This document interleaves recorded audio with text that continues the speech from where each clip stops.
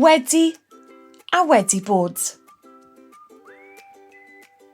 Yn y fideo yma, dyn ni'n mynd i ddysgu'r gorffennol gan ddefnyddio wedi. In this video, we are going to learn the past tense using wedi. When we say that we have done something, we use wedi.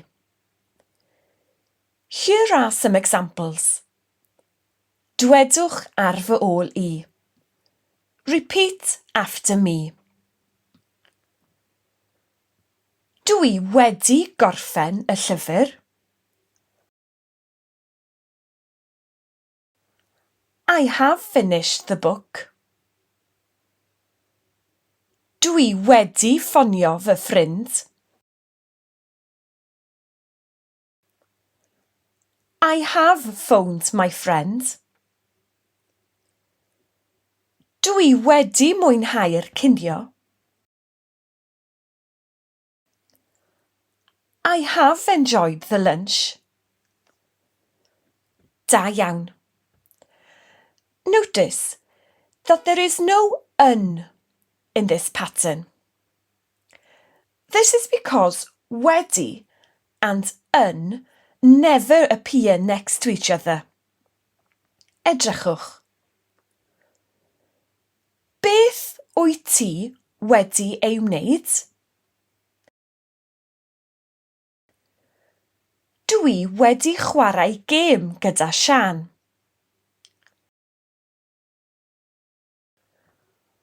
Of course, we can also use this pattern when talking about others.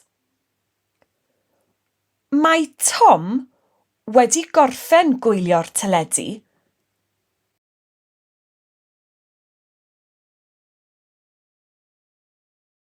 Tom has finished watching television.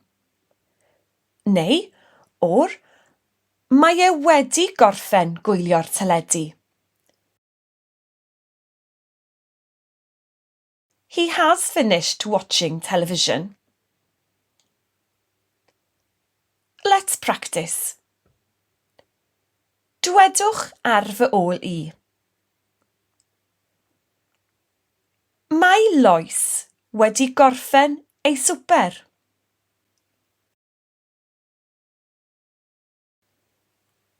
Lois has finished her supper. Mae nhw wedi siarad â'r teulu. They have spoken to the family. Mae hi wedi newid i'w pyjamas.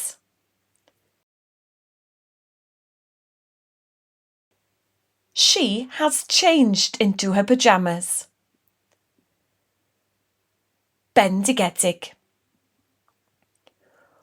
When we say that we have been doing something or have been somewhere, we use wedi bod. Enghraifft. For example, dwi wedi bod yn brwsio fy nanedd.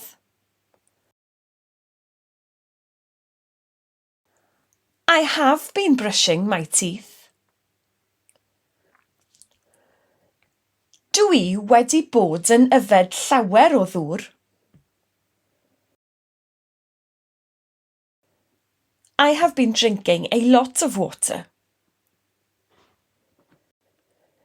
Did you notice that there is, however, an un in this pattern?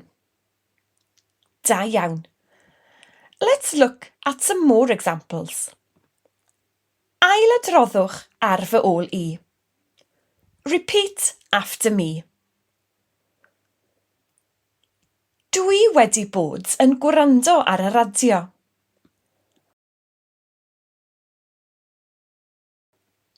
I have been listening to the radio. Mae Elen wedi bod yn yr ardd.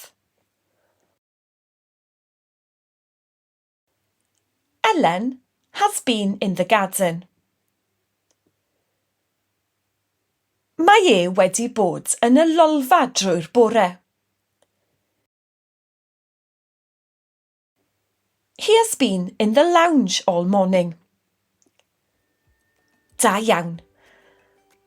Cofiwch, dych chi'n gallu gwylio'r fideo yma eto I adolygu. Remember, you can watch this video again if you wish to revise. Pob lwc.